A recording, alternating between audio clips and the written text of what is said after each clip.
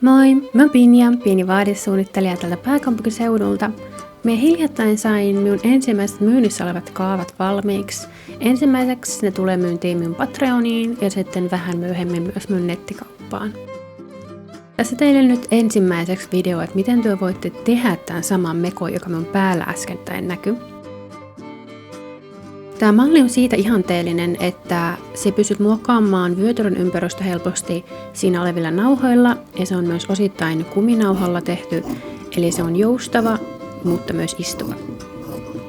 Tässä mekossa on tosi isot raglanhihat, eli se ei kiristä eikä purista mistään.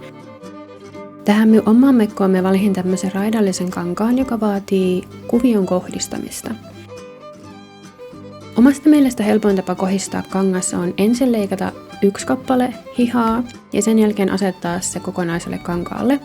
Tällä tavalla syö ei tarvitse kohdistaa isoja kangaspaloja, vaan se voit ottaa sen pienemmän hihanpalan ja asettaa sen siihen isolle kangaspalalle ja kohdistaa kaikki viivat. Kuvion kohdistaminen on tosi haastavaa välillä ja työlästä, mutta se kannattaa tehdä kärsivällisesti, koska lopputuloksessa se näyttää tosi ammattimaiselta ja siistiltä. Ja nyt kun kaikki palat on saatu leikattua, niin päästään vihdoinkin siihen itsessään ompelun pariin. Eli ensimmäiseksi tässä mekossa tulee ommella tämä keskietusauma. Sen voi tehdä myös ilmankin sitä saumaa, mutta se sauma pikkusen helpottaa sitä ompelua etenkin aloittaville ompelijoille. Eli tähän ommellaan tämä halkiopala ja se tukitikataan nurelle puolelle, jotta se asettuu paremmin. Tässäkin kohdassa on taas hyvä kohdistaa kaikki nämä viivat, jotta se lopputulos on kaunis. Seuraavaksi sinun pitää ommella hihojen pyöriin halkioihin vinokaitaleet, joilla saadaan huoleteltua tuo reuna. Sä voit käyttää silitysrautaa siinä apuna, jotta sä voit höyryttää kaikki ne taitteet oikeisiin suuntiin, jonka jälkeen sä voit neulata nauhan ja vielä harsia sen paikoilleen, jotta se on helpompi tikata sitten paikoilleen ompelukoneella.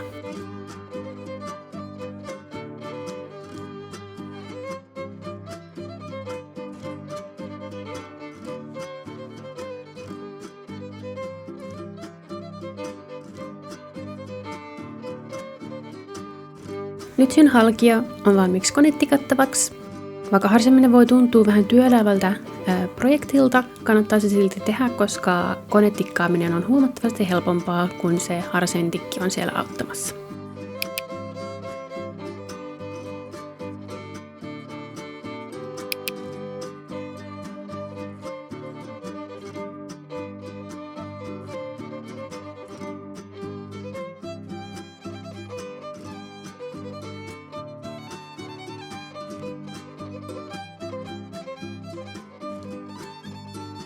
Seuraavaksi voit ommella poimutuslangat hihansuiden päihin.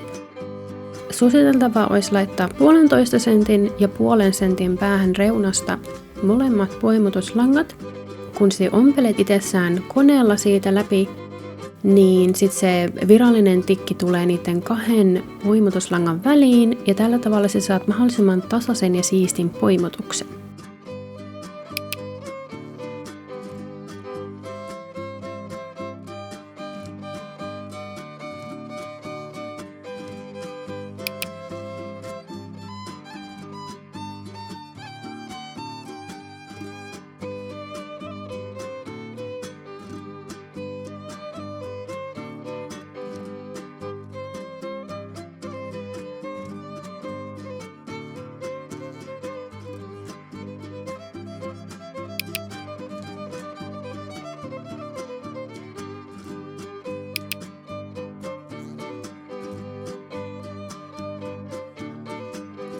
Nämä hihojen rannekkeet muodostaa tämmöiset suloiset pikkurusetit siihen halkioiden kohdalle.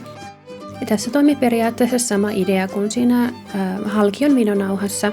Eli ommellaan tuo poimutettu hiha siihen nauhalle, siitä tulee ylimääräiset nauhat, mitkä neulotaan, harsitaan kiinni ja sitten vielä konetikataan millin päästä reunasta samalla tavalla kuin se halkiokin.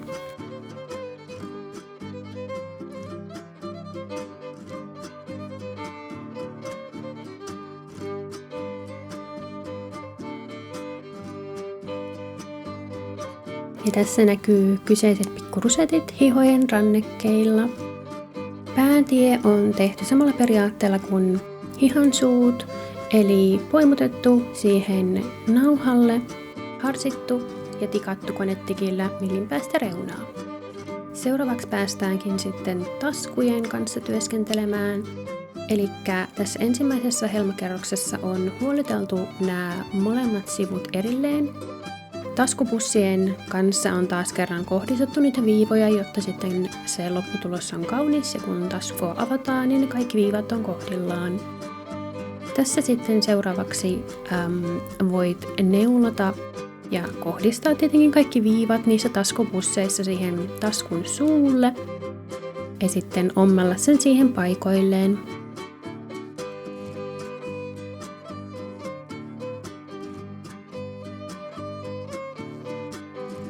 Sitten siihen tehdään pieni tukitikkaus päällimmäisen taskupussin puolelle niin, että se jää sinne taskun sisälle. Ja tässä on sitten siisti lopputulos, jossa kaikki viivat kohdillaan, joten se on huomaamaton siellä sivusaumassa.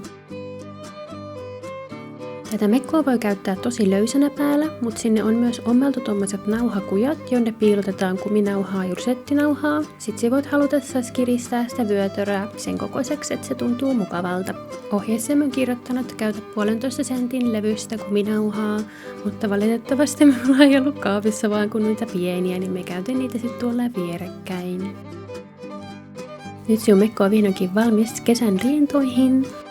Tosiaan tämä helma on tehty 2 eri kerroksella. Se voit personalisoida sitä tekemällä vain 1-kerroksisen helman tai jopa 3-kerroksisen helman. Ylijäämäkankaasta me tein itselleni ja myös minun pikkukoiralle tommoset mätsäävät rosetit. Kiitos kun katsoit minun videon. Ota seurantaa minut Instagramissa, YouTubessa ja Patreonissa, sillä uusia kivoja kaavoja on tulossa joka kuukausi sekä muitakin mielenkiintoisia projekteja ja käsinkirjontaa. Kiitos! Moi moi!